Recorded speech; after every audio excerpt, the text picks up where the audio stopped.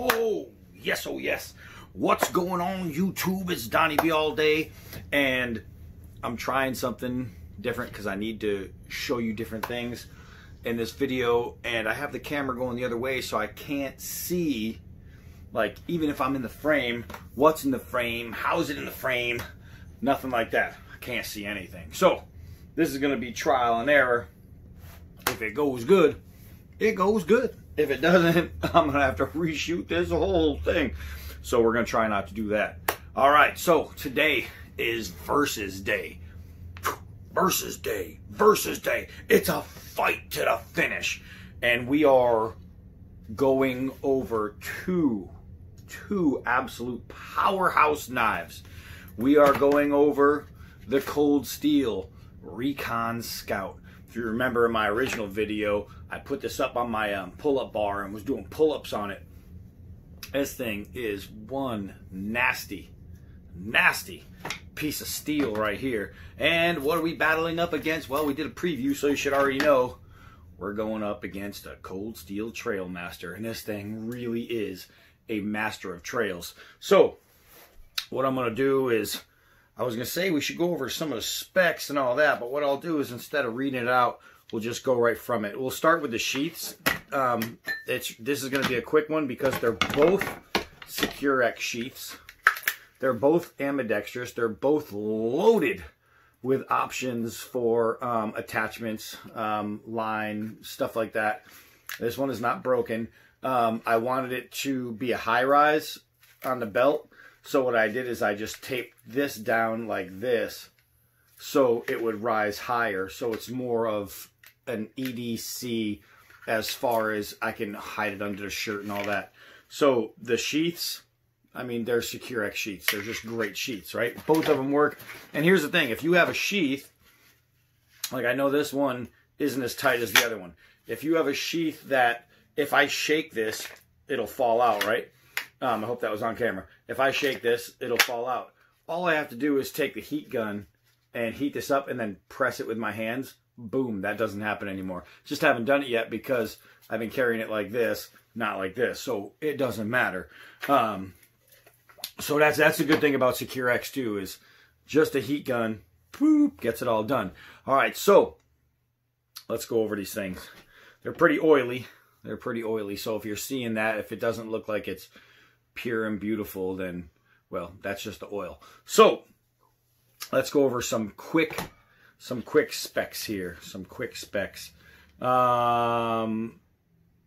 This one is 01. I think this one's 01 too, isn't it?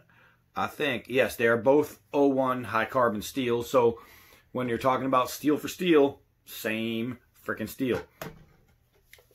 This one, the Recon Scout, I really hope I'm getting you guys in film here.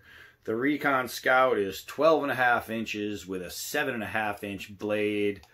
It's got a 7-inch cutting edge, and it has the Cray-X handle, as does this. The handles are actually, they're exactly the same. So when you're talking about the Cray-X handle, from one knife to the next, let's see which one has the better one. It's the same exact handle. I got this one pointed backwards. I'm going to cut my ear off. This is what happens when I can't see the video. All right, so that's that. Well, let's get a little bit of girth here. I don't know if I could see this very well, but is that dark black? We are looking at 1, 2, 3, 4, 5, 6 sixteenths. It's a pretty thick blade. We'll start with that with this one since I already have it out there. And this one is 1, 2, 3, 4, 5. So this one's just a little bit thicker. I know it's this one is like, what was it? I don't know. I've done videos on both of these knives. If you really care about the specs that much, look at the original videos. I was trying to think if it was 5.8 millimeters, this one. I know it's a really obscene thick. So we're talking about a 9-inch cutting edge with a 9.5-inch blade and a 14.5-inch overall, which means the glaring difference between these two is this one's just a little bit thicker and it's longer by a couple inches. That's it. That's all you got. So you're talking about the same, pretty much the same blade height, and you're talking about the same exact handguard, same exact handle. So from here down, aside from color on the handguard, that is the exact same knife. Exact same knife. This one has a slightly bigger ricasso than this one. It looks like, but I could be wrong. And who knows, I might be wrong. And it might be exactly the same all the way to there. So we're talking about from here, from all the way at the bottom to all the way around here. This is the exact same knife minus this one being slightly thicker. So then it comes down to, all right, so if they're the exact same knife, how can you have which one's better, which one's worse? And there is no worse, don't get me wrong. This is a, if you could only have one, which one would be the better knife? And then it's going to also come down to what it's used for. Because if I'm going camping, straight up camping, and that's all I'm doing is camp, camp, camp, camp, camp, I want the best damn camp knife I can get. And out of these two, this one is going to have more chop momentum, and it's going to have more length for batoning and splitting wood and things like that. This one is going to be a better choice for an everyday carry. You might need it for defense. This might have to be your combat knife. This one is going to sit better in the belt. It's going to stay higher, so when you're walking the mall, people aren't freaking out when you're like, Crocodile Dundee, that's a noise. Nobody's going to be freaking out when you're carrying this knife, especially if you make it a little higher like I did. I brought it up. But does that mean that this is an incapable camp knife? Hell to the no. Is this an incapable self-defense knife? Come here, let me show you. So this thing right here, I mean, between chopping and batoning and cutting and slicing and dicing and all that jazz, this thing gets the absolute job done. Now we're talking about corrosion, right? This one is coated. It's got the black coating, which means this one is going to be more rust preventative, right? So you're going to be more corrosion free. This one, if you don't keep this thing oiled and you're using it and you're not cleaning it after you use it, this one can eventually get some rust and caca marks. You don't want caca marks, all right? You know, it's going to take a whole lot of baby wipes to clean this thing up. So if you are in an area where you are going to be camping in very wet areas, very muggy areas, you might want the coated blade. You might want to sacrifice length for overall durability in the, not the steel durability, but anti-corrosion durability, right? That's where this thing is going to come in. It's a pretty tough, what do I choose when it comes to these two, because they're both top of the food chain in their areas, you know, where they suit best. And if you need anti-reflective, then this isn't going to be good for you. If you need something that you might be able to use as a signal, you know what I mean, to help me, look at me, then you might want something reflective. It also comes down to weight. This one's going to be a little bit heavier, but I'm telling you, it's really weird. This has got 2 more inches and it's thicker, but the weight really isn't that far off when you have it in the hand. You know what I mean? I didn't put them on a scale, but I can tell you that they feel really close in the hand. So that wouldn't be an issue. They both have big lanyard holes. That's good. They both have really, really great texturing. That's good. They're both just phenomenal knives. What we need to do is I'm going to play out some footage that I've done on both of these, and then we'll take them out and we'll get some brand new footage. All right, and these knives are both used, and neither have been sharpened, honed, dealt with, anything. They are complete natural edges. So I need to Whoa! Press pause here. I can't see you guys. So as you can see, I have the Recon Scout here, right? And, oh, hey, look at a butt shot. And I'm just going to go ahead and go through the milk jug and see what we got. And whoop, whoop, whoop. Look at this. I mean, it's just exactly what I wanted to do. Just some back and forth. Every time the blade touched it, it just sliced. All right, so I took it to some vacuum cleaner hose, right? Some nice hard plastic. And you can see that this was the second video I've done on this knife. So not only did I use it just to use it, but this is the second time I actually filmed with it. So this is an edge that was still untouched, right? And it was used in multiple videos at this point. Alright, so it looks like we're getting ready for some chop action here, and you can see the bite is just immediate.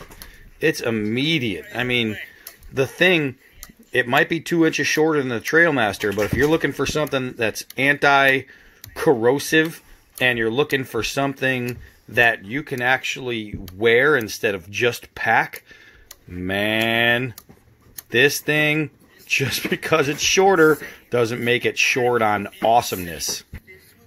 Alright, so I know I wanted to do some, when I got this video done, I was doing some cucumber salad peels where you just go straight through without cutting the wood. You just go straight under the bark and you take it all off. And this is, again, multiple videos on this knife, multiple times using this knife, an edge never retouched, and it was just finer to Mel's Diner. Just sweet. So, obviously, you know what I mean, it's my knife, my video. So there's a time in life when you just gotta grab a knife and throw it into some wood, and that thing flew pretty nicely. All right, let's get into the next one. All right, so now with the Trailmaster, we brought out. It's funny, I brought them both out in winter. One day just happened to be beautiful in the winter, and one day happened to be frozen. So this was a cold day. Brought out the old aluminum and decided we're going to take a swat through the can. I don't know what's taking this guy so long, but whoop! Y'all see how that worked. So now, here's something I did that I don't usually do. I wanted to shave ice with the edge, and I don't know if you know, but ice can be very damaging and very dulling for a knife edge. And I was shaving through this ice, just going back and forth, as you can see, and making it really nice and smooth. It was working out really well, and the edge never suffered. I mean, at all. You're talking about a frozen edge. That means it's more susceptible to cracking and breaking. This knife is still just pure goodness. So it came time to just bang down on the spine of this blade. And, you know, I batoned with the other one. I don't think I showed it, but it was kind of like this, pretty much. Just, it didn't stick out as far. But this is just, I mean, an absolute wood splitter of a knife right here. This thing absolutely splits the snot out of the wood. And if you need to process having something like this, because it's so long and because it's so thick, holy moly, this is like the Lexington Steel. Is that what his name is? Lexington Steel. If you guys know who that is, then you're already off to a bad start. But, holy moly, this thing's awesome. And so here we have a frozen tree. And I decided that this is going to be a good spot to do some chopping. I don't know why I decided that, but the knife absolutely didn't seem to care. And when it came down to chopping, it just cruised. I mean, just cruised right through the wood. And that's exactly what a big camp knife is supposed to do. It's supposed to just cruise through the wood. And the edge is still pure. I'm going to show y'all. So, of course, being me, you know, every knife has a throw. So, I had that little round target, and I went too far, and I missed the target, but I hit the target right under it that I wasn't aiming at, and it, well, that, oh, man, I don't even know where I was in my video. Anyway, so that one hit the edge, but I swear I could have hit the log. You know, I'm trying to go on memory here. I just stopped at the throw section, and I could swear, oh, there it goes, I think. I think I hit the log there. There it is. So it did stick in, guys. Look, I can't be perfect all the time, only most of the time. But this one, I remember when I threw it, it actually hit the tip in, but it split the wood and didn't stay in because the wood actually split. And you could see it in the original video. It's there. I think, oh, maybe it was this throw, but let's see. I don't know. I just keep talking. There it was. So that one literally just hit the top, and it split right through the top. And, yeah, right there. And so that's why it didn't stick in. But it was a good hit. So what does that say? That knife can be thrown if you need to. But that Recon Scout, whoo, dog, can that thing throw. Oh, right, let's continue. So, I tried to measure up the camera, looking through it to make sure that I'm going to be in this shot. So, yeah, kneeling down in the cold wetness. So, here we go. And I know what you're probably wondering is how, pray tell, after all this use and abuse and tearing up these edges, how do they remain? How do they last? Well, let's try this. Let's try this. A simple cut and simply perfect, right? Let's try this. Let's try this. A simple cut. Man, was that nice. And simply perfect. Now, this one has been used probably twice as much as this one so far. And still, you see that edge. It's just immaculate. It's just immaculate. It does what it does. These two guys right here are just beautiful. They work. Let's do some prying. Ugh. You can hear that creaking and cracking. That's not the tips breaking. Uh-oh. No, I'm kidding. That's not the tips breaking. That's just the wood. But you can see the edges, and I hope you can see because I can't see. You can see those edges are still absolutely flawless, absolutely gorgeous, absolutely perfect. There's no chipping, cracking, splicing, you know, anything like that. They're just good. It's what they are, man. They're cold steel. Well, you know what we should do? This is something that it's considered knife abuse, but we're not going to abuse the knives. We're going to use the knives. And who knows, maybe we'll get to, okay, I see both dogs. We'll get to find out exactly what's going on with these. Now, I'm going to have to put you guys down and take a peek in there to see if I can actually see what I'm, my target. Yeah, we can see it. This is solid ice, right?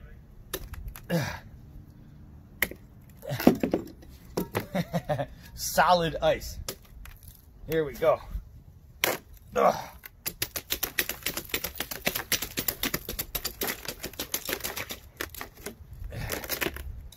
There we go. Now, if anybody knows, ice and knife tips and edges don't go together well.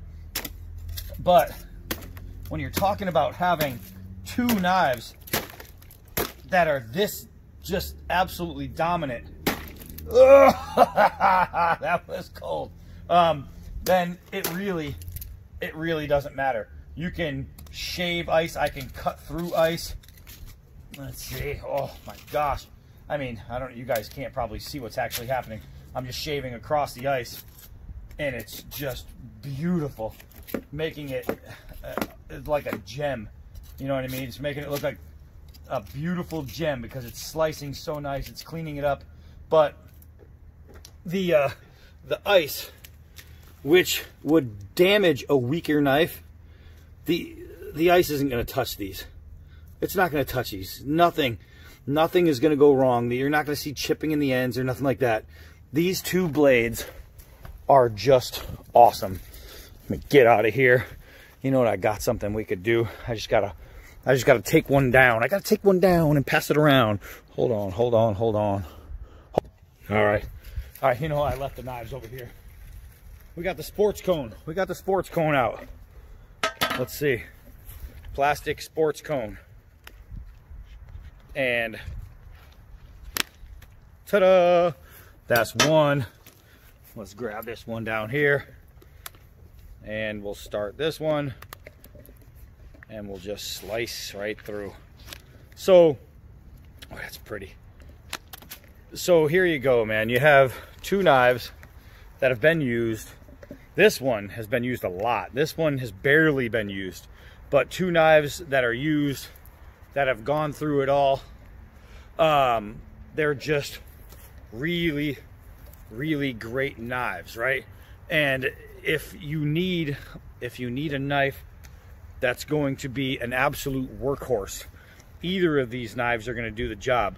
Now it comes down to if you could only have one. If there could only be one in your collection and it was between these two, I have to tell you which one I think, and this is tough because the anti-glare, because the rust corrosion, because the ability to carry this knife, those factors weigh in so much for me. I don't know if they'd weigh in that much for you, because I can carry and camp with this knife. This one isn't going to be a knife you generally carry, not in every state anyway. There's some places where you can, and if you can, in a heartbeat. But when it comes to campability, man, this thing is probably the second greatest camp knife I've ever used. And I mean that entirely. It's just a great, great camp knife. So it's pretty tough. If I could have only one and I wasn't relying on it only to be my camp knife, it would be this guy right here. It would be the Recon Scout. This, if I knew I'm going camp, in a heartbeat.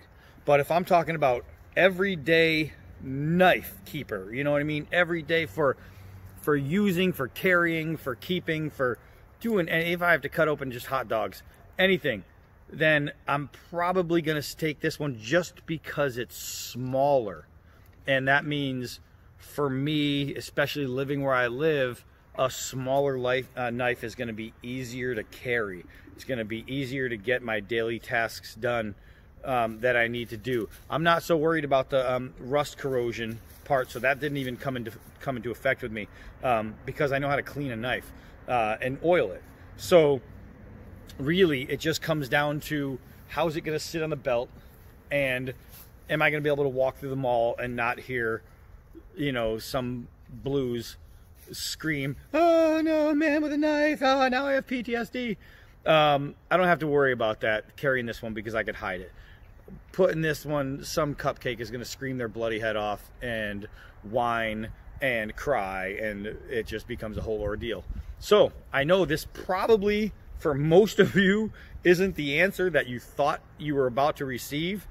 If I could only have one for what I need to have it for, if I could only have one, and it came down between these two, you know, between these two knives, I would choose to keep the Recon Scout. And that is one of the worst said out loud decisions I've probably ever had to make, because I wouldn't get rid of either of them, honestly. I mean, these are both forever knives with me. So, oh, here's the thing. Big important message. If you're not with me on Facebook and you have Facebook, get with me on Facebook. Get over there, look up Donnie B all day, friend request me. I'm gonna say yes, no matter what. Get over there, because there are things that I'm doing on Facebook that I can't do on YouTube. I can do on YouTube, but I'm not going to. Like previews, knife designs, knife previews, what's coming up, and I'm even going to preview giveaways and things like that. So anybody on Facebook is going to have an advantage. If you don't have a Facebook, but your wife, your kid, whatever has a Facebook, go on to theirs. You know what I mean? Friend request from theirs. And when I'm showing previews of what's to come, and I already did, I put a preview up there, a couple of previews, you guys will be able to see it first before it happens. So it'll give you an idea of what's to come, what to look out for, especially when it comes to giveaways. That's kind of a big thing. Plus, you know, it's just diving into the personal life of what makes this brain this brain. Whew, man, is it a mess in there. So that's it. Cold Steel Recon Scout, Cold Steel Trailmaster, 2 of the best in the business. I love them both, and if I had to have only one, just only one, I'm taking the Recon Scout, and nobody saw that coming. I am Donnie B all day with a confusing message. And until next knife.